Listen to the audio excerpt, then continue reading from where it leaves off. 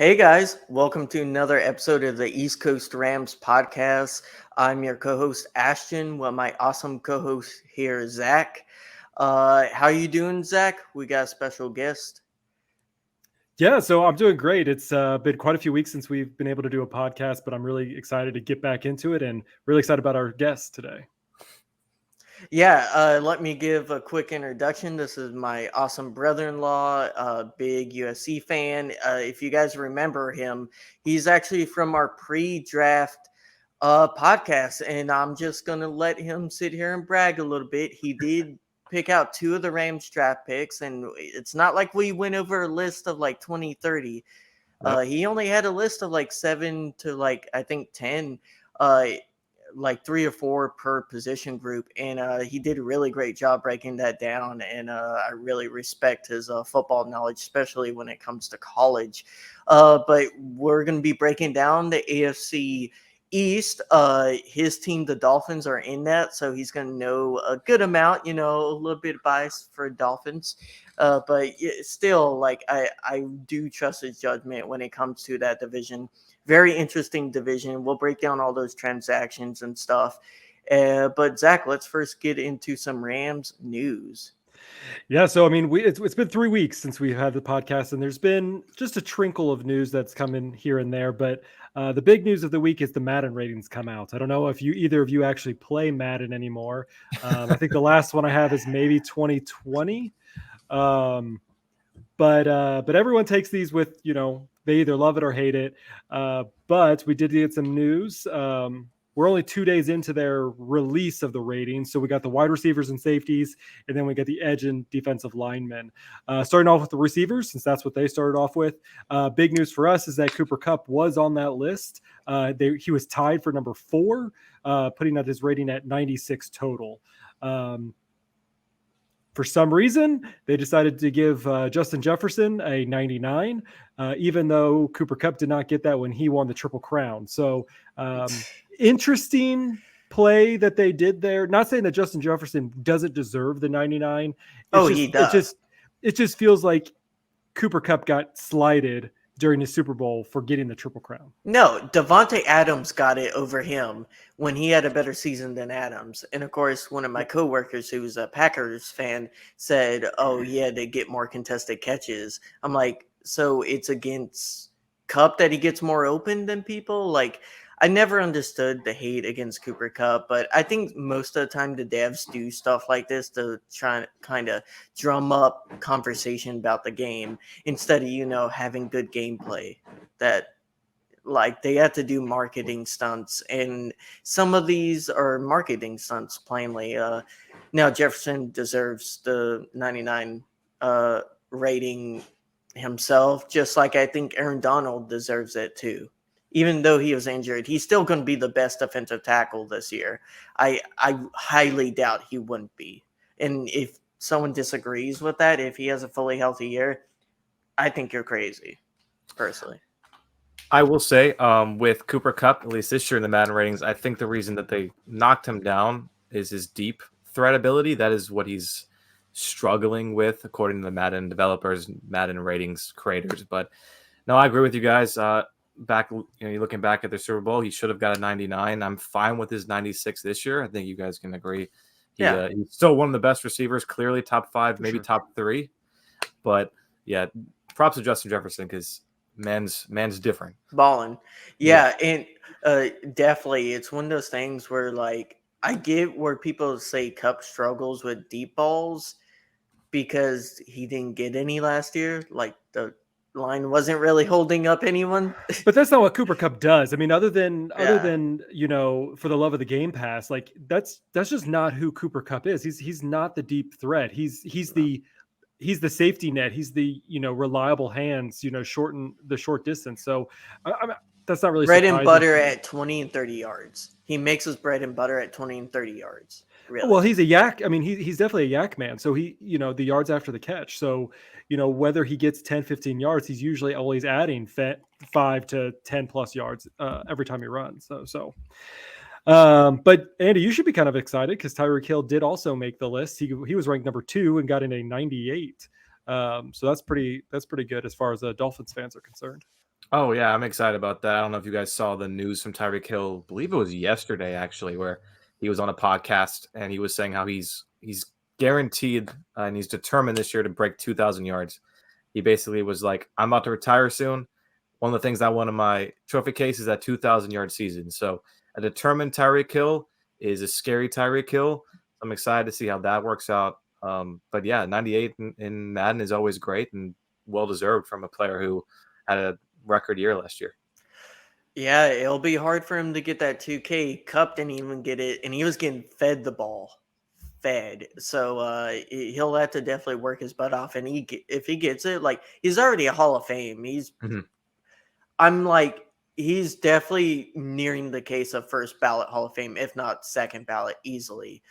He's just such a great wide receiver, so definitely deserves that.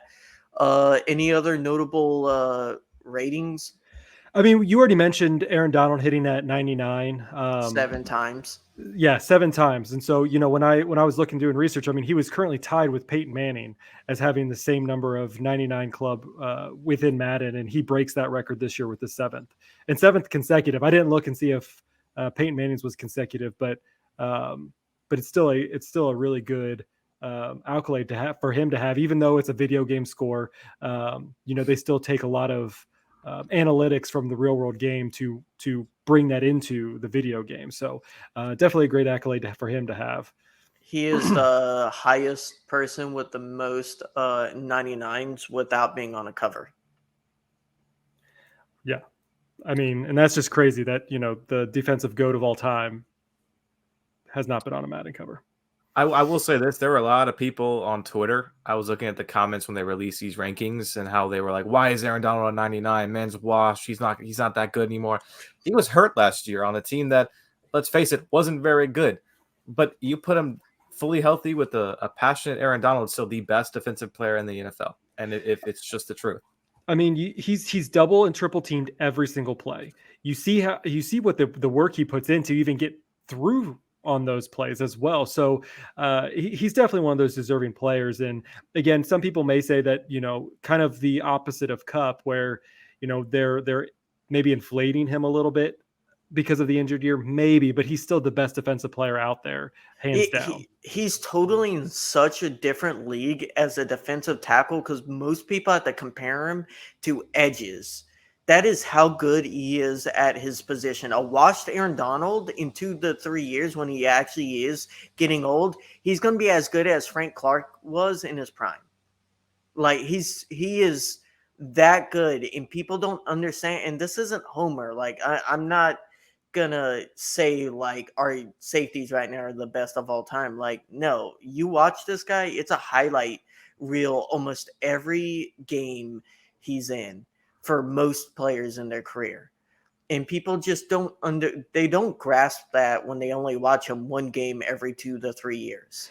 Well, and people just realize, like, he is, if you look on any top 100, top 50 chart from any publication, Aaron Donald is always in the top 5, if not the top 3. He's always right in there. I think USA, their wire, their NFL, they put him at number 2, right behind Patrick Mahomes. I mean, he is that defensive threat that no one wants to deal with every single week. When their offense is playing, they're playing on where number 99 is. Even when Ramsey's out there, yeah, they want to know where Ramsey is, but they're not afraid to throw it to Ramsey, which, we'll talk about that when we get to Miami. But at the same time, everyone's afraid of Aaron Donald. They're always trying to figure out, how can we double, triple team him so that we can take him out of the equation. And he's never out of the equation. You cannot eliminate him. Last year is the first year in 4 years where, with the tackles and edges, Aaron Donald had the highest pass win rate and the highest double team rate out of all players. And last year was the only year that got broken because of being injured. It just, people got to stop the hate. Like, I get he was hurt.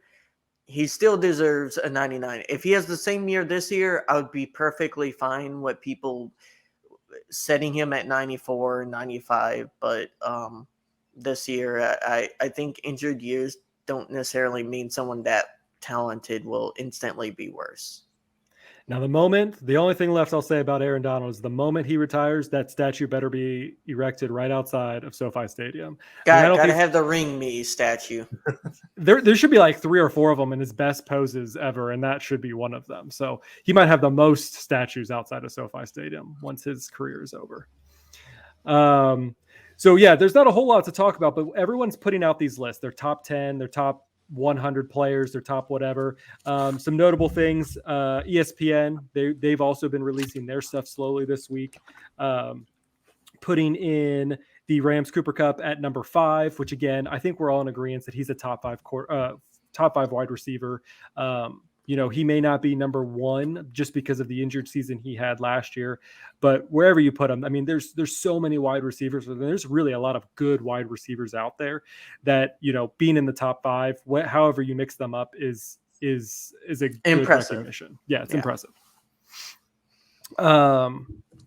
Moving on to QBs. So this is probably one of the first lists that ESPN or that anyone has put out that put Matthew Stafford in the top 10. They put him at 10. So he just barely made it in. But what are you guys thinking about everyone seeming to diss Stafford? So that's a big diss. Andy has a take. This is a perfect topic to bring up, Zach, because just last week, me and Ashton were talking about quarterbacks, and I'm like, Ashton, let me run you through my quarterbacks. Now, I feel like I'm going to get hate. Obviously, I'm on a Rams podcast coming as a Dolphins fan, so already I'm from a place of, like, the enemy, right? I mean, at least I'm not a Seahawk or whatever, but I love Matthew Stafford. I think he is very, very close, if not already, going to be a Hall of Fame quarterback. So let me preface by that is that I'm not a Matthew Stafford hater. At my ranking right now, to me, he's more in that 15 range than he is a top 10 quarterback. I think that has to do with his age, coming off a major injury, and when he was healthy last year, did not look very well. Now, he could completely change our mind. I'll admit I'm wrong. I'm very much willing to say I'll eat my crow. I'll tell you that I'm wrong. But I got to see it from him to prove that he is not going to take a minor step back or at least be at that age. It's very hard to come off an injury at his age and still be a top 10 quarterback. Sure, but we could also say that he wasn't actually healthy at all last season. I mean, realistically, they downplayed his elbow problem in training camp. He was very limited, and when he did throw, he was on a pitch count. So they downplayed him being hurt in the playoffs last year. Sure, but when he was whether you believe him or not, they say this is the healthiest Matthew Stafford has probably been in years. So. They said the same thing about Gurley in 2019. Okay, well, I think they maybe have learned a thing or two since that case. Not to mention maybe the whole NFL has, but we won't go down that rabbit hole right now. But you kind of look at some of these other quarterbacks, like Dak Prescott does not impress me, and he got put at number 9. There are some other players out here. That you could probably put into that top 10, but let me ask you, Andy, if you have a game-winning drive you need with the Dolphins and Tua goes out, and you have either Dak or Stafford to pick from on your bench, who are you going with? It's Stafford. I mean, I agree with that. Dak Prescott at 9 is insane. I mean, I've always thought he's been overrated. He had a terrible season last year, but he wasn't hurt. He had weapons. He had offensive line. Like, what was his excuse? And to put him at 9 to me is crazy. I have him I have him lower than Stafford on my list. So I agree with both of you where I don't see this Dak love. If we have a true healthy Stafford, I think he bumps up in the top 8. If we have a truly healthy Stafford, I think he's above Justin Herbert. I get he could throw the ball and he's fine, but again, he hasn't proven to me that he's all that he's a, top 5 quarterback at this point. But again, once you make it into that top 10 of especially quarterbacks, there's 32 of them. It gets a little dicey on how you split the hairs on comparing each other. Obviously, we know Patrick Mahomes, Joe Burrow. Those are some of the, and I mean even Josh Allen. Those are some of the top elite players at this time. Aaron Rodgers on the Jets is going to have to prove something to me because he didn't look super hot last year. So we'll kind of see how that goes. And they literally got all the same wide receivers. But we'll talk about that. I got pretty much the whole team flocked over there. Surprising on the list is that Deebo Samuels didn't make it onto the wide receiver list. So, there's that going for you. Yeah, and none of this. Deebo Samuels very interesting because you remember 2 years ago, man was like top 3 in the league. He was him. But then you move into last year, and for whatever reason, the 49ers decided to use him as like a running back hybrid, and then McCaffrey came, and it kind of was a Deebo. Where is Deebo? What is he doing? But people forget how good Deebo Samuel is when he's healthy and when he's used to his fullest extent. He is a top 10, way higher top 10, probably middle of the pack receiver when you get him fully healthy and fully used into a system. Yeah, I mean, like he scares us. I mean, obviously, he is a threat. He's that threat in that run in that backfield who then can go out and immediately catch the ball and get some yards. So it'll be interesting how they use him this year. But he did not make the top 10. So and kind of got the late breaking news as of today. Kevin Demoff was on the 11 Personnel podcast this week. Got released today with Jordan Rodriguez and Rich Hammond. And we got some tidbits over the last several weeks. There's been news that the Rams were wanting to trade Stafford, that they were seeking a trade, and then that the latest rumors were that they were they were basically begging Stafford to restructure his deal, and Stafford refused. And Kevin Demoff, he was on the podcast today, and he was able to kind of give at least the Rams organization side of things, and pretty much said, yep, those didn't happen. I mean, if someone wants to come to us and say, hey, what are you looking, and they're offering something, I mean, obviously they're going to listen. But they were not looking to move away from Stafford. If they wanted to, this is from him, his contract, they were able to walk away without paying him or, extending him, and they could have saved that $59 million. But they chose to keep him. And that goes with the restructure too. You could have walked away. You could have tried to find another quarterback to fill his shoes, but I think they believed in him. And they do see him being there in the long haul. I mean, we heard it from Les Snead earlier that he is one of the pillars. He's one of the reasons why they think the Rams are going to continue to have some success even in this season is because of their 3 pillars. So with Kupp, Stafford, and Donald. So I don't see those 3 going anywhere. Obviously, we keep hearing rumors now about Aaron Donald getting traded to whichever team is on the docket. But again, I don't see the Rams giving up, the best defensive player of all time, maybe to save a little bit of cash. I think the season would have to be going in such a terrible direction mixed with a heck of an offer from a team. You're talking about multiple first rounders and probably a few second rounders for them to consider, or they're going to just keep him until he retires. Like, there's no point in moving on from that caliber of player unless if a team is going to give you the bag. I kind of feel like, and disagree with me if you want here, Zach or Andy, I think both our COO and our GM are kind of fed up with like the bad trades and trade offers. I think with Ramsey kind of being an outlier with them wanting to deal him to kind of somewhere he wanted with his deal expiring. With him as an outlier, I don't think they're looking to trade players unless if it's really a good deal, and they're not going to get fleeced, so to say, or like a bad trade deal. To comment directly on his quote, I mean, who knows? These reports came from credible reporters. So that's where like you have the team saying one thing, and this team has had a history, this current regime has had a history of lying directly to the entire public. And then you also have had reports of teams lying about what the Rams want, like ginning up trade interest in players that they weren't actually trying to trade for, lying about the Rams being interested to kind of boost up that player's stock.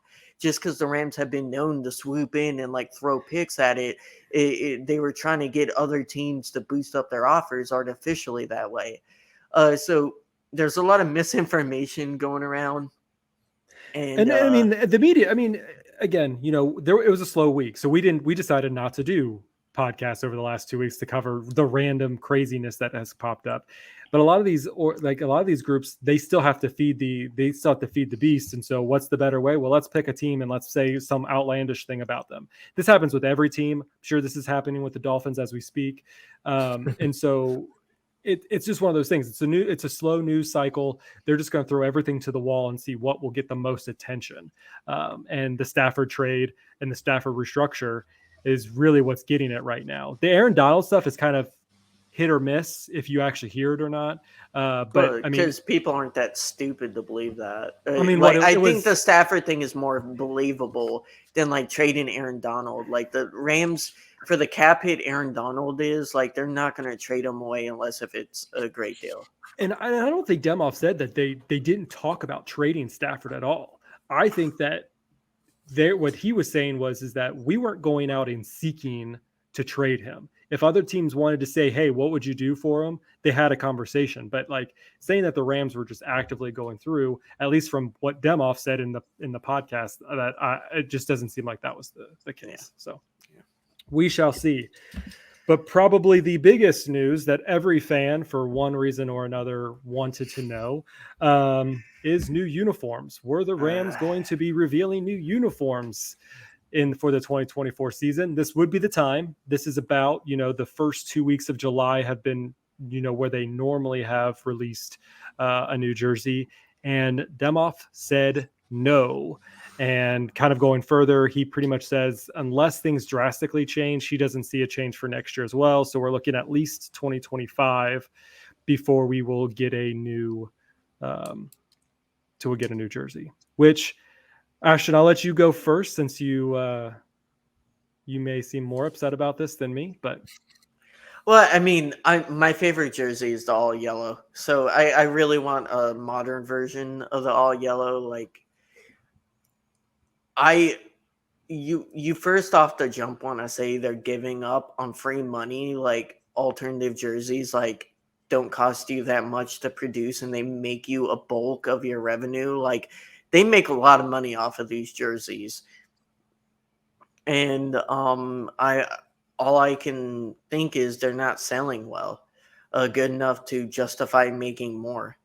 I mean, I don't know. I mean, I was on their website and I was trying to buy certain jerseys and I couldn't buy them because they were out of stock. So whether they're just having supply issues or they are going fast, I don't know. I mean, I still bought a jersey, even like I bought a new Cooper Kupp jersey. I went ahead and just splurged. And yeah, I got a new one. And that's the one I got. I got the modern version.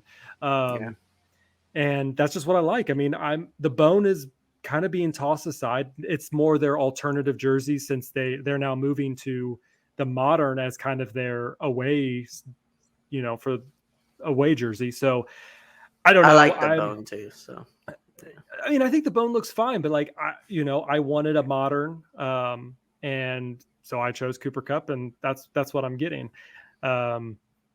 There's really no other players that I'm like really dying to go after at this point. So I'm okay with it.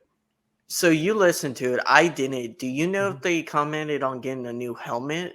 Like, are we going to get alternative helmet? Because they are allowed to do that now. They are. It does not sound like it at all. They didn't really touch on the helmet. They just said uniform. But the helmet doesn't cost you any money. Like you just sure. I think the other thing, like, and I was following some other people on Twitter, and Yusuf, who's one of their production guys, who's a producer for the Behind the Grind and things like that. What he noted and what Rams Brothers noted too is like, there's a lot going out there right now. There are a lot of other teams that are rebranding or they're doing their throwbacks and their things like that. So why pick a time where it's so heavily done, and let's pick a time where the Rams can actually shine and show off something. And maybe they just couldn't find a good design. They couldn't agree on what they wanted. And so they're just going to take more time. And I think that's fair. I mean, should we really continually rebrand every 2 years? Because the modern throwback's only 2 years old. It's not rebranding though; it's adding variation. True, but I don't think you I- have to go that route. I don't think it's a big deal if they get a yellow helmet with blue horns, personally. But It would be cool. Andy, any news on the Dolphins uniform front? Are you guys going classics? We are bet all Dolphins fans almost unanimously are begging for the throwbacks to be our permanent jerseys. Those things are sick. One of the best jerseys in the NFL, in my opinion, but I'm a stand for the Dolphins. But of course, no news from that. It's not going to probably happen. They like keeping with the modern aesthetic Dolphin, which no one really likes that much, and stick with the aqua and the white and the normal, all white, all green, all aqua, depending on the color rush if we're doing like a Monday night game or something. But no, I would love them to do a throwback. They look super clean, but I guess we'll find out maybe later. Yeah. That's all my Rams news updates for the pod. Yeah, awesome stuff. Andy, let's get into the meat of the podcast. Why we brought you on here to talk about some AFC East division standings. We'll kind of get the ideas of every team. I like to do this because I know I'm not paying as much attention to the other divisions, let alone the other conference. So wanted to bring a fan of other team to kind of talk about their division, break it down. We'll go over some recent transactions of each of the 4 teams from that division. And we'll talk about what we think about the rosters and stuff like that. Andy, do you want to go ahead and start? We'll go in order of standings. And unfortunately, the Buffalo Bills, your guys' nemesis, won the division again. Like, is this the year the Bills start to kind of get their hold a little shaken or broken from the East? So we'll get to that in a little bit when I talk when we go through each team. I'll talk to you guys about kind of like my predictions record wise, and then you'll kind of piece together what that means division wise. Bills are interesting. They kind of, so we can start with kind of what they were last year, right? So they were 13-3 last year. They lost to the Bengals in the divisional round. Can't seem to get past the divisional or the conference championship. They just can't get to the Super Bowl. Kind of a Bills thing to do, right? They can't win the big one. Offensively, top 5. Defensively, top 5. So like what's the missing piece here, right? They're interestingly enough, the defensive coordinator right now is TBD, and reports are that Sean McDermott's stepping in and kind of doing a dual role, being a defensive coordinator and head coaching. So I know it's July. There's some time to find one, but this late into the offseason, not having a set defensive coordinator could be an issue. So we'll see how that kind of training camp. Yeah. So is Sean McDermott's going to have his system and then hire someone that changes the system, or just kind of it's interesting. In terms of their losses, I mean, you don't see really too many big names outside of Tremaine Edmonds. He leaves in free agency, goes to Chicago. I mean, Singletary leaves, not a huge loss. Didn't really have too much production. I mean, we know all the controversy around the running back market right now, so we're not going to kind of dive into that. That could be a whole podcast on its own. But in terms of additions, they go out, they don't get too many. Again, it's kind of just a plug-and-play kind of offseason for them. They think they have the roster. They get Puna Ford from Seattle, decent defensive tackle to help up front. They get Taylor Rapp. You guys are very well known and know of Taylor Rapp, old Ram guy. And they get Damian Harris from New England, who is very interesting to me because he was very good for New England before injury and before Ramondre Stevenson kind of took over that mantle in New England. So stays in the division. We'll get those kind of payback games, if you will, against New England later on. We'll see there. Draft-wise, I really like their draft. I hate to say that.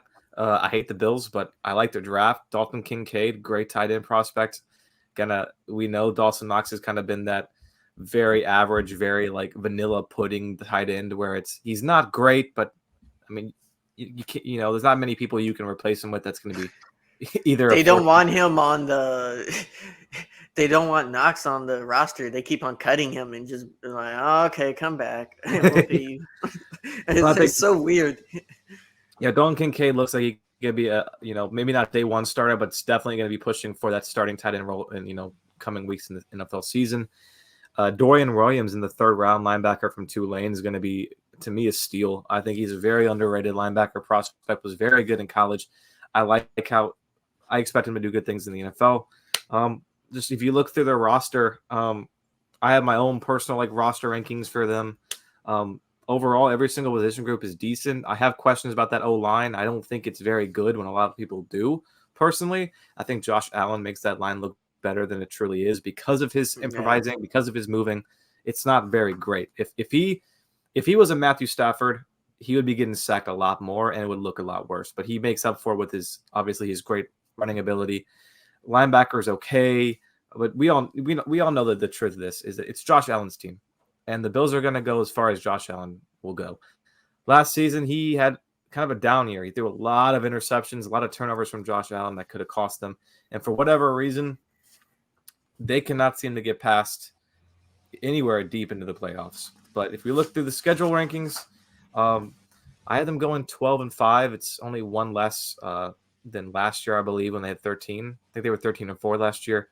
So it's looking like another good year for the Bills, but the question remains, are they going to be able to get into the playoffs and actually go deep to the Super Bowl? Because it's, again, when this will be like the 4th or 5th year consistently where they have been a top 5 team, top 3 team, Super Bowl contender. And if you don't make it again, is it time to finally say, okay, this isn't working, let's try to get something out of it? Like, how long are you going to get stuck in this dishwasher cycle without moving forward or doing something to get to that edge? Because, I mean, the Rams were a good team for a while. They even made it to the Super Bowl, but they had to do some different things. And, you guys know better than anyone that draft pick strategy, trade all the picks, get the players, and do the thing. Well, I mean, it's interesting to see from the Bills. Well, and you have to make sacrifices. I mean, you have to make the ultimate sacrifice. The Rams did. They made it to 1 Super Bowl, lost. Then they, waited 2 years, and then they did the ultimate sacrifice, was trading your quarterback away to bring in Matthew Stafford, who then took you to the promised land. So, sometimes teams have to make that terrible choice when they know something just isn't working. So yeah, I understand. Yeah, my take on this Bills team, I think a lot of their problem is their defense.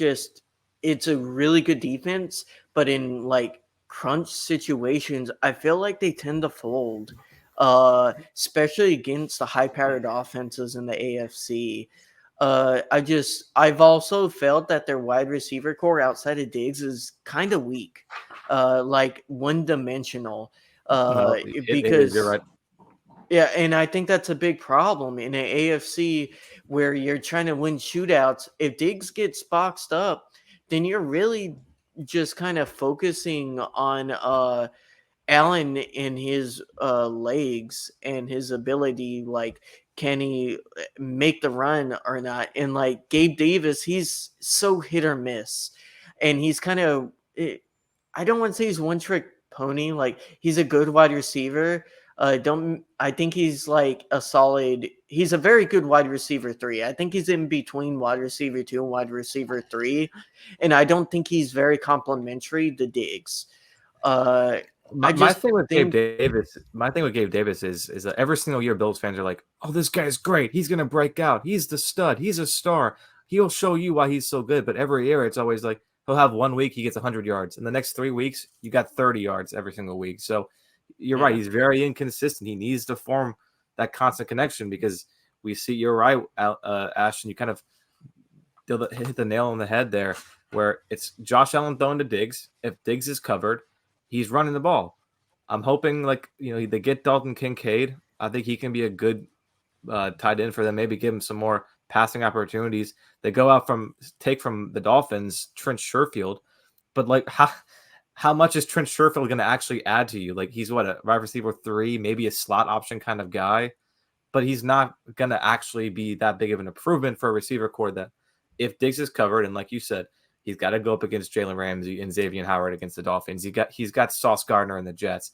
And even the Patriots don't have too bad of a secondary either. So the whole division has at least middle of the pack to great secondary defenses. So it's going to be an interesting question to see, can they finally break away?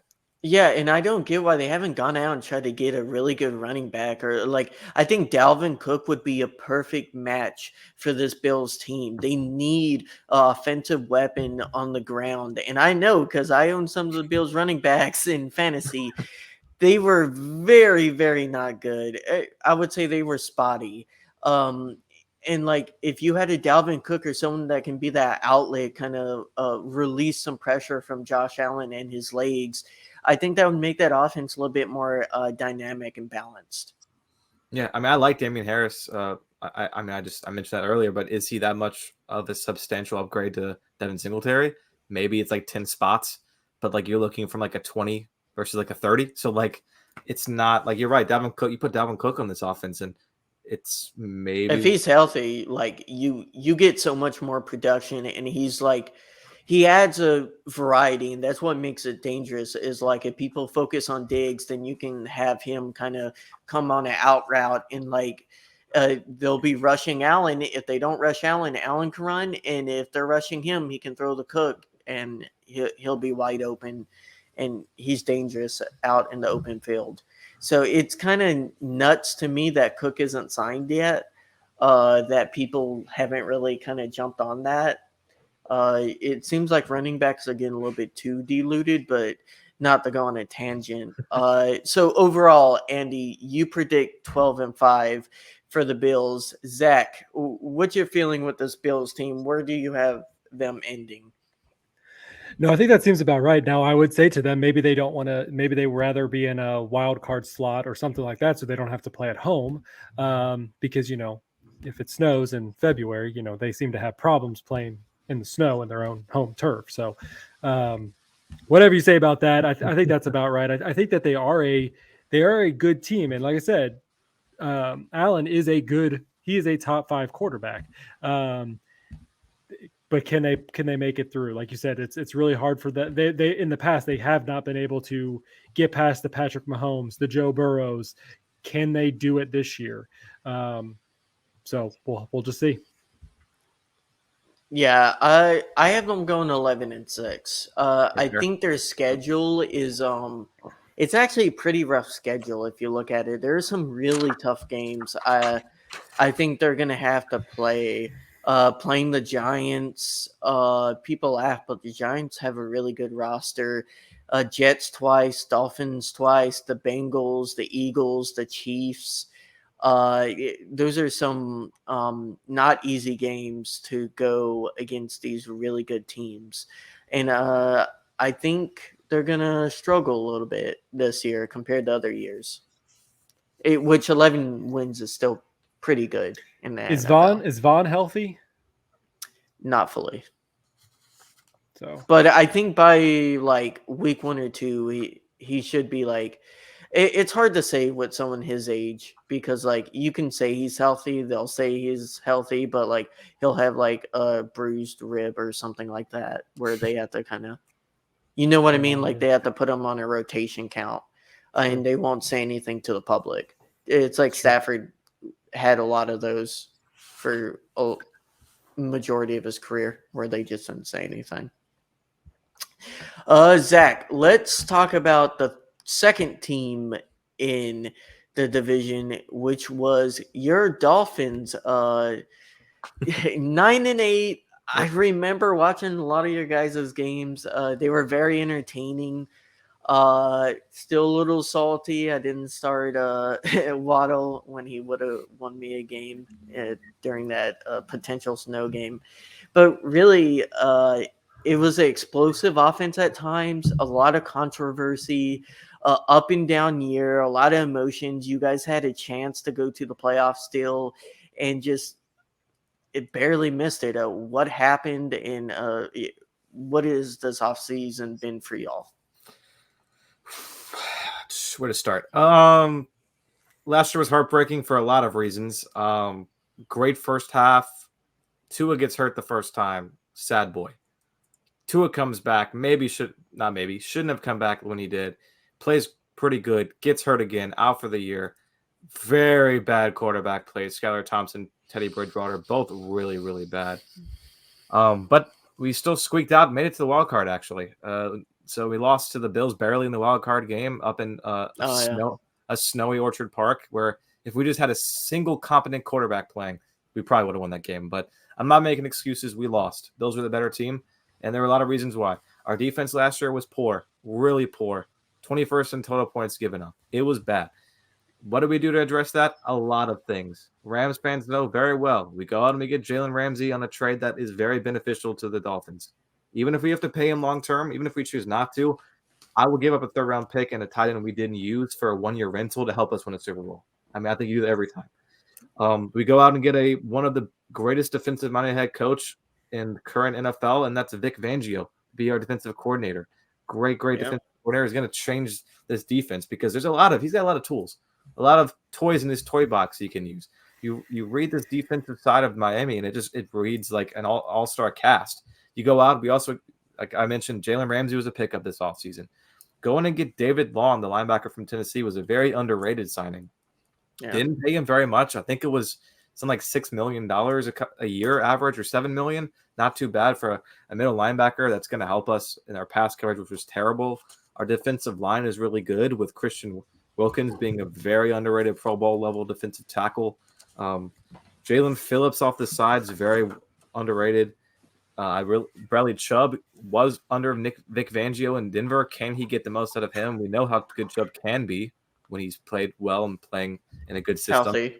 And you got maybe the best secondary in the NFL. I'm not trying to be like a Dolphin stan, but I mean, Xavier Howard alongside Jalen Ramsey, Javon Holland's a really good young safety, and then Brandon Jones, who is not bad, pretty solid at that strong safety position. Also in the draft, you go out and you get Cam Smith, South Carolina Gamecock, my man. I watched him every Saturday in Williams-Brice Stadium.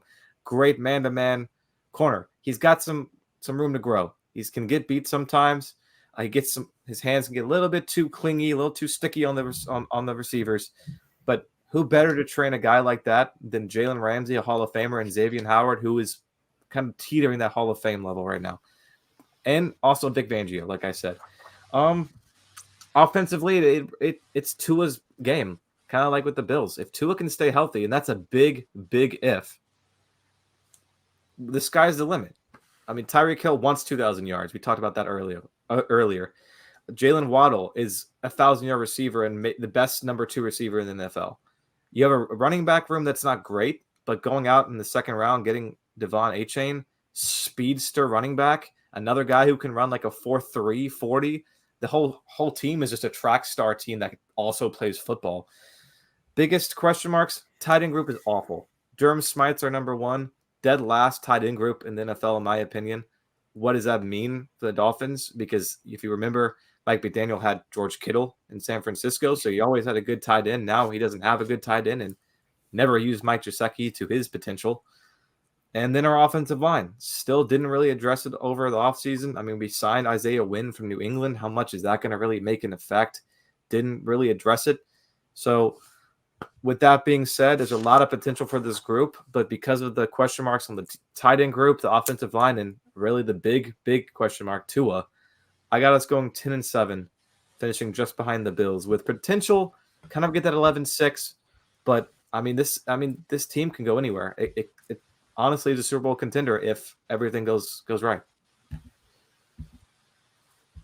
How much have you guys heard from Tua since all this broke down? Like, does he feel like he's 100% ready to go? I mean, he's probably, like you said, he's probably the biggest concern you guys have, because if he's not healthy, this team's going to go probably downhill kind of fast. I mean, we know Jalen Ramsey. Jalen Ramsey is a very passionate player, but he also knows when a team is failing. So, he's not someone. In the past, people thought he brought drama. He didn't really bring a whole lot to the Rams, but this is a 1-year deal that he's trying to make the most of. And if this team's failing, I could see that defense kind of starting to tank if he's one of the leaders trying to boost that thing back up. From practices, from trainings, from just practices by himself, everything is pointing to a healthy Tua. He's gained 10 pounds of muscle.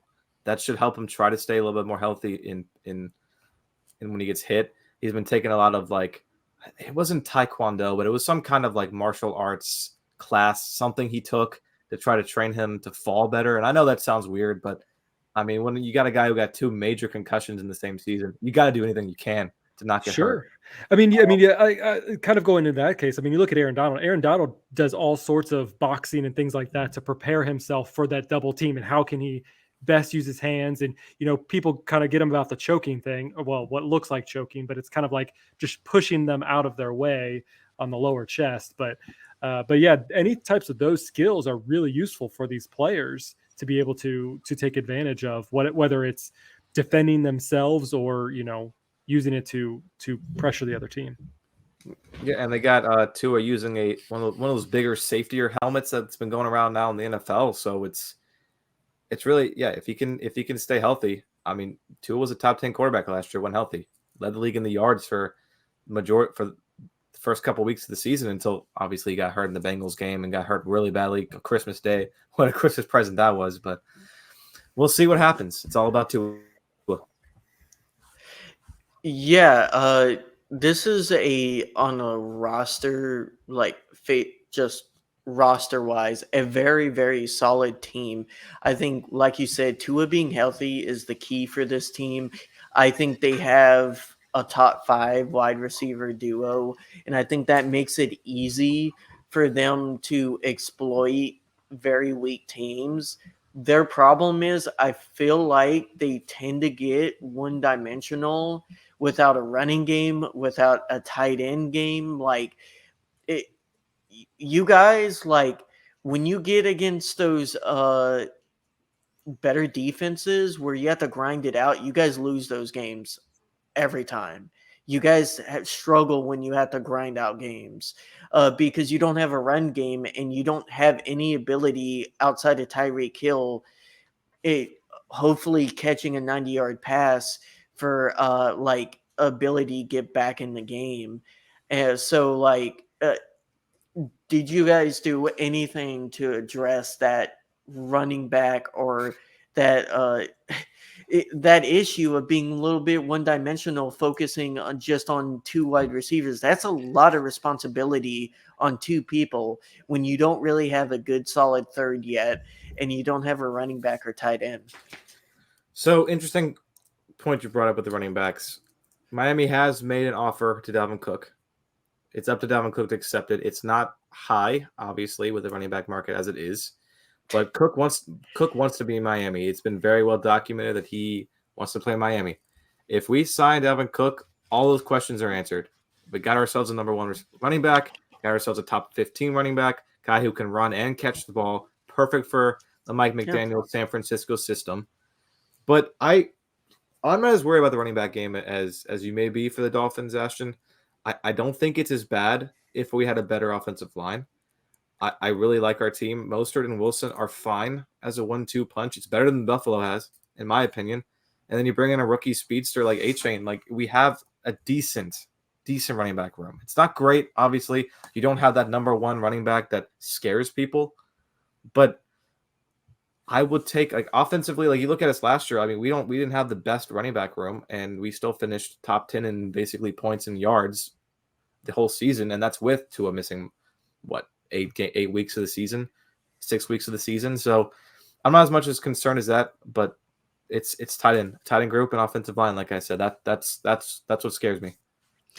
Yeah, it just, to me, if you want to beat the Bengals or like the Chiefs or like you're talking about the really top tier teams in the AFC, I feel like if you guys do sign Dalvin Cook, I think that's what your offense is just missing a little bit of something to be elite, like top 3. And I think that's what it is. My counter argument to that is you bring up the Chiefs. I mean, look at their running back room. It's not great, but that doesn't hamper them. They don't even have good receivers, really, if you look at that. Obviously, Patrick Mahomes is out of this world. But they have a great line. It's a great line. But they don't run the ball as much as other teams. They don't need to because they have the best tight end. Which is why my point is that I'm not as worried about having not as good of a running back room when you have Tyreek Hill and Jalen Waddle to throw to. Yeah, I just think it's a little bit different when your O-line is worse. You don't have a tight end at all, and they have serviceable running backs. When you have a great O-line, you can have that running back room. When you guys have the line you guys have, it's like the Rams. You got to have a better running back room, or they're not going to produce at all. And I just think that's something to push you into the elite. But you'll be happy because I have I have the Dolphins going 12-5. I'm I'll I'm be happy to hear. high. I hope you're right. I really do. I mean, that would be good I for me. was higher on the Dolphins last year than you were, to be fair, and I feel like their record would have been where I thought they would have been had Tua not got hurt. In my defense, because I think I had them going 10 or 11 wins, and they got pretty close to that. Um, but 12 wins, I think their schedule, like they have a few hard games. You have to play the Bills twice, not easy. The Eagles and Chiefs. But like after that, like you got some winnable games. Cowboys would be hard for y'all, but like the Ravens, like right now, I have you guys losing to the Ravens, the Cowboys, the Jets once, the Chiefs, and Eagles. But I have you beating the Bills both times. So like, I think I it's would, pretty I would fair. love that action personally. I see us splitting the Bills, so that's our first loss. Chargers on the road, week 1. Just take it as a loss. I think we lose to the Eagles and the Chiefs. That Germany game is going to be weird. How we're going to play in Germany. And then I got us splitting the Jets and losing to the Ravens and Cowboys. But that could, I mean, easily you could get us a Cowboys win. Who knows if Lamar is going to be healthy all year? Who knows how they're going to be? Maybe it's a win against the Ravens that flips it to 12. But yeah, it's the sky's the limit with this team. It just depends how everybody develops and how injuries. All right, Andy, let's talk about New England. What's your take on this New England team? Kind of struggling without Tom Brady. Mac Jones, is he him? Is that offense just going to be sadness like it was last year? I would say it was like below average. It wasn't complete sadness, but it was below average. The Patriots to me are it's like the Indiana Jones films, right? It used to be the films. It was making tons of money in the box office, winning the rings, winning the awards, and then this old 90-year-old Harrison Ford trots out there, and it's like, what are we doing? Why are we still making these films? That's the Patriots to me. It has the heritage of being Belichick's rings and Brady's rings and the dynasty that was the Patriots, but now it's like they're trying so hard to hold on to it. Yeah, we're still the Patriots. We can still do it, and yeah, maybe every year they're going to squeak by, winning 7, 8, 9 wins, make a wild card game every 2 to 3 years. Is that what you want? Like, and they didn't do anything in the offseason to change that formula. Like you said, Ashton, they were middle of the road in points in both offense and defense. In terms of yardage, they were terrible offensively last year, 26th in yards, right around that range, but top 10 defensively in yards. So, like Belichick teams, good defense, terrible offense. Doesn't get better. I do like the one pickup they did get. They got Mike Gesicki and Juju Smith-Schuster. Solid pickups, but if that's the only offseason additions that matter, you're not going to really be in a good spot.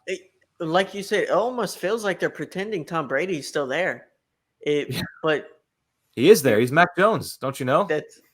I don't think Mac Jones is a Tom Brady level. Top 10 quarterback, right? Patriots fans, right? I will say their draft, though, going and getting Christian Gonzalez. I mean, obviously you want to go offensively, but Christian Gonzalez is a stud. He's going to be a great corner. He's going to be Rookie of the Year corner candidate for Defensive Rookie of the Year. So it's a good pick, but they didn't really go offensively at all. But that's not a Belichick thing to do, right? Like, he doesn't draft offensive, and when he does, they're not very good half the time. I mean, I'm high on Will McDonald for Defensive Player of the Year, personally, but we'll get to him in a second when we get to the Jets. Yeah. But no, the Patriots, I mean, do we say interesting? Because they're not really interesting. It's kind of just boring. They're just boring. And clearly, I think maybe all three of us are going to be the same. I could be wrong. I don't want to make assumptions, but they're going to be dead last in the AFC East. I mean, their entire special teams, both their punter and kicker, are brand new rookies. How well is that going to be? I mean, their defense is solid, but we've kind of proven time and time again that the way to win a Super Bowl is to have a better offense than defense, at least in today's NFL. Yeah, Zach, what's your take on the Patriots? Are they boring, or are you shooting for them to win the Super Bowl as underdogs. So I live in Colts country, and we might as well be just enemies of the Patriots. So yeah, I definitely think they're going to be either second or last. They are boring. There's nothing new, exciting coming out of them. Belichick's just kind of, I feel like, just cashing things in. He hasn't really shown anything interesting in a long while. So we'll see how it goes. But yeah, I'm with you guys. I think definitely going to be in the bottom two, if not the last. Yeah, I have them going 7-10. Hey, me too. That means it's gonna happen. Put that on like a ECR stamp. It's gonna happen. But yeah, they're just boring. Their first 5 games, the Rams have brutal first 5 games, but they do too. The Eagles to start the year again, and then Miami, and then the Jets, and then the Cowboys. Yeah, with 2 of them being on the road, it's not an easy schedule at all. Yeah, no, like right there, I see them going 0-4, like in the first 4 weeks. I feel like Bill Belichick though will just do something crazy and get a win there when he shouldn't. Like maybe he beats the Eagles for some reason, and then the Eagles fans flip out. No, that would be against the Cowboys. It would definitely be against the Cowboys, where the Cowboys do something stupid and get a kick blocked or something. That would be a very Cowboys thing to do. All right. Let's go ahead and talk about the New York Jets. This is a team I'm personally super high on. I think they have a fantastic roster. I thought they were a quarterback away. They had really atrocious quarterback play last year, similar to Dolphins whenever Tua was out. And a really, really great, underrated rookie wide receiver in Garrett Wilson. I had him on fantasy, by the way, and that was a great pickup. He did fantastic. It really did. They had a good running back room between Michael Carter and Breece Hall. When Breece Hall went down, I really think that kind of tanked their season. He was kind of the engine of their offense, letting their wide receivers get open.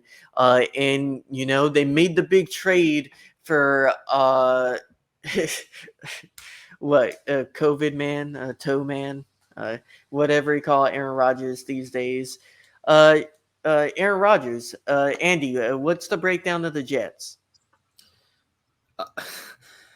It's either going to be a great year or a big upset year for them. Like it's so hard to predict because it could go either way. I mean, I think Ashton, you're probably high. I think Zach, you're probably a little bit more low than Ashton is, and that's the beautiful thing about the Jets, or I guess sad part if they're good for me. But it's interesting, right? Robert Saleh, I think, is going to be a good head coach, but he hasn't proven he's a good offensive coach. Now he's got Aaron Rodgers. Rodgers is 38 years old. I mean, is he? I mean, it's very. If you look at the list of quarterbacks that at 38 or Pro Bowl level, it's like 3, right? Aaron Rodgers never listens to offensive coordinators, anyways. He does his own thing. Last year, Rodgers wasn't good, and he's bringing over like his receiver core wasn't great. I'm not going to say it was amazing, but Christian Watson was a decent receiver. He's a rookie receiver. You have Alan Lazard who's coming over. So, like, he had some of the same pieces now. And, yes, Garrett Wilson's a huge upgrade. But I think Rodgers is not the same quarterback that he used to be. I don't think he's number 4. I think he was 4 in the top 10. I disagree. I put him at 8. It's still a great quarterback. But, I mean, it's tough at that age. It could be a drop-off. Breece Hall, like you said, though, he's coming off that ACL tear. But if he can stay healthy, he's really good last year. I mean, he was a monster, really breaking out right before his knee gave out. I mean, it was good to see. It's scary to see because that's a complete team with Breece Hall. Offensive line, they were trying to address it in the draft. They kind of got fleeced in the draft and got forced to draft Will McDonald. And I think he's good, but that line's not very. Their offensive line's not very good, and that's going to be an issue for Aaron Rodgers, who's a pocket passer primarily. Yeah, I mean, to me, I think that this is going to show either if the Jets don't get in first in the division, I kind of think this was a bust. I mean, you look at the AFC in general, and it is a grueling. It's a grueling conference, and you're going to have to go up against the. I mean, you look at the top 5 quarterbacks of the league right now, and they're AFC.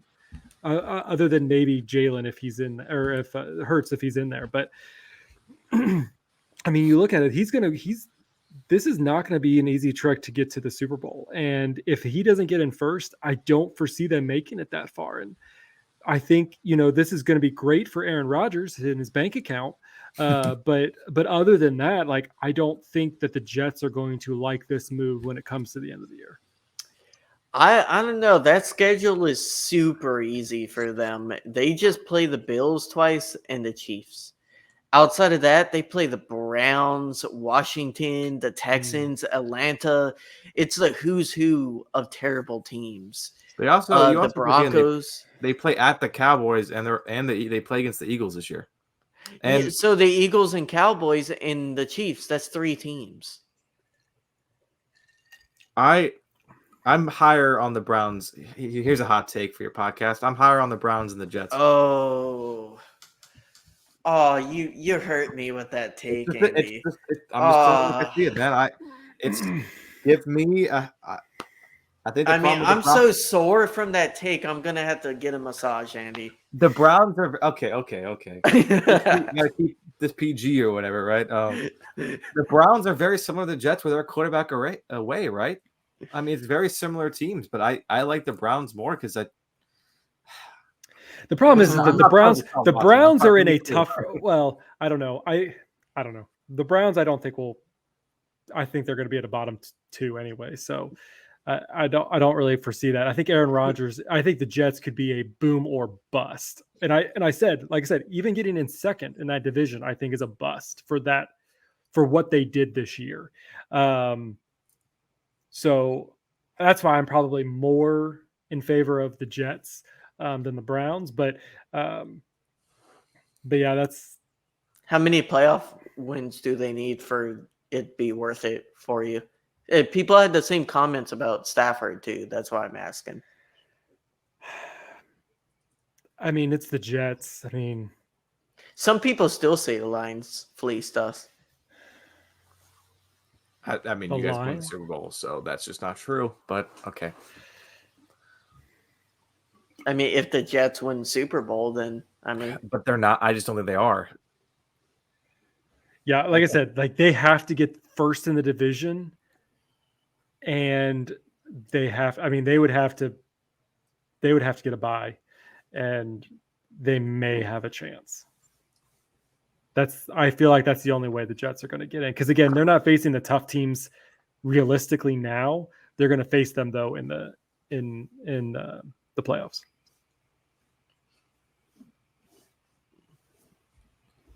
Yeah, that's the AFC East. So I think Andy. Hold on 1 second. I don't think we gave our record predictions for the Jets. So Ashley, yeah. What do you have for them? I have them going 12-5. Jeez, what sauce are you eating right now? Golly. So how many teams?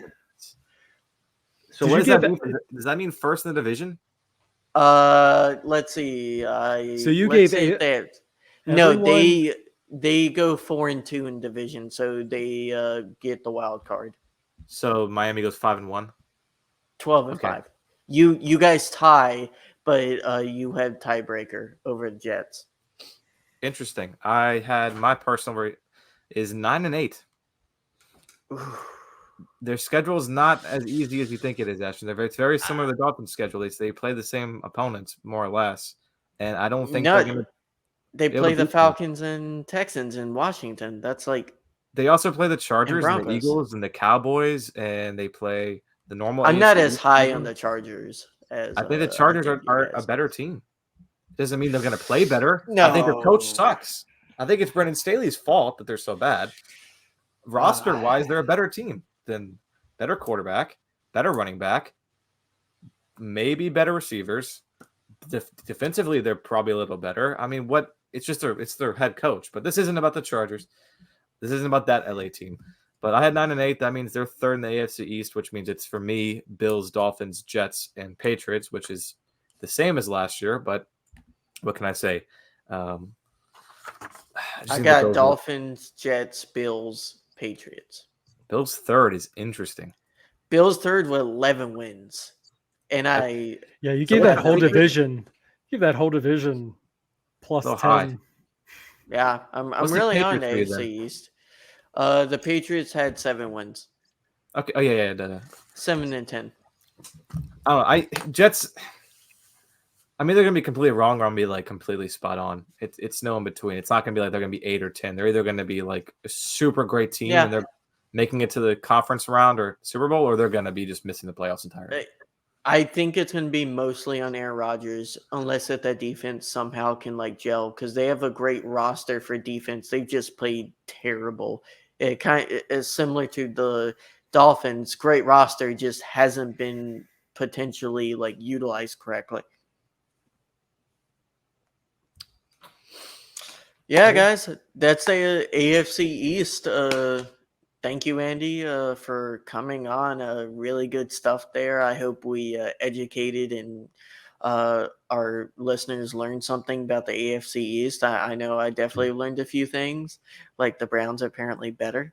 But not okay. That's not what I said. That's not what I said. I said higher. And Andy likes Massage Boy. Yeah, it's fine. We get it. Don't put that evil on me, Ricky Bobby. Don't. Yeah, Zach, you got anything else? No, so we're 1 week away from the official starting of the training camp. Rams are going to be reporting 1 week from today, the players. Fans are going to be able to participate, go and watch them, and a bunch of free stuff that they're going to be passing out, get to meet some legends, things like that. So starting July 29th is when fans are going to be able to go out to training camp and get to see the players, get to see some of the action that's happening. Should be some good times. We unfortunately will not be out there this year, but please share your pictures. We really want to see the Rams community get out there and support this young, very young team that we got going on. Yep. And real quickly, we got some merch that came in for me and Zach, and one of these bad boys that you see on your screen here. We're doing a fantasy league. It's free entry. Winner gets a t-shirt or $40. But preferably t-shirt because it's really cool. There's a few spots left, so if you want to go and join that, we'll be doing the draft sometime this weekend, most likely, depending on how people vote. But it should be a lot of fun. I'm looking forward to getting in the fantasy ring with these guys. Definitely got a little, cheated in my last league. So this year I'm coming back with vengeance in both my leagues. I'm going to definitely be the madman that people know I am, trading like wildfire, and going to have a lot of fun. So I hope you guys join. We want some more viewers in there. Got 2 right now. Put your guys' stuff on to test your football knowledge, and hopefully you guys can win some gear in the process. Andy's part of it too. I'm looking forward to week 8. I think it's week 8, Andy. I got it circled on my calendar. I'm going to change my team name right now after this podcast to the Browns Lover. So I'm going to teach you, and you'll know why. No, Massage Boy. I got some great graphics for this fantasy league. So you guys need to come up with some good logos so that I can use that when we face off each other each week. So be looking forward to that. Yeah. Hey, maybe we could do like a weekly reaction series to our fantasy team matchups and go over the drama of. I don't know, you might get a little bored talking about your losses every week like that. You know what? A lot of people talk crap about my team last year, and I went 4-0. Those same people stopped talking real quick. So you keep on talking, Andy, because that logo you see on my team saying "You mad, bro," that'll be you. Trash talk already started. Just let's see how the teams get drafted before you talk smack. All right. Well, let's finish with Andy talking some smack about where you can find him or what he's up to with some of his projects. Working on my off-season stuff right now, my preseason grades. You saw my AFC. I got that done, luckily, before they even asked me to do this podcast. So very fortunate about that. Going through each team, seeing what I like, what I don't like, trying to get my fantasy rankings so I can smack these boys in this fantasy league. But you can see my Twitter handle is on the screen at Andy Sandlin 2001. That's somewhat active, not as much active as other people, but I like to post some fun sports stuff there. So you can catch me there. Mm-hmm. Very good. Ashton, anything else you want to say before we wrap things up? Nah, it's fine. I'll see you on the digital field, Andy, and my team's gonna be ready. I'm gonna make sure that all those I can't even joke about it because I find that so crazy that people DM athletes over fantasy. Either way, they're going to be ready. My team's going to be prepped for week 8, Andy, Okay. and you just watch out. In those pep talks. And on our fantasy podcast, reacting to that game, I'm going to make you wear a Rams jersey. I'm going to bring a jersey down and make you wear it. Oh, we're doing bet? Is that what we're doing? Bet? Huh? Oh man, I'm gonna have to be a referee in this match. I feel like sounds like it's gonna happen.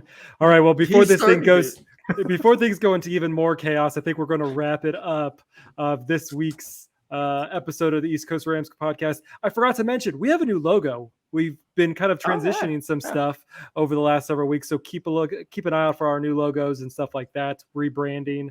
We're on Instagram now, so you can find us on Instagram if you so choose. But yeah, if you want to find us, the best way to go is follow us on Twitter at East Coast Rams. That's where you can find all of our other social media places. And definitely subscribe to us on YouTube, youtube.com/East Coast Rams. But yeah, this was such a fun episode. We're just a few more sleeps until training camp, and that really means, they get to put on the pads. They actually get to touch each other, not inappropriately. I want to put that out there. This is kid-friendly show, but they do finally get to actually get some of their frustrations out on each other. So with that, we are going to wrap things up, and we will see you guys next time. Ramley.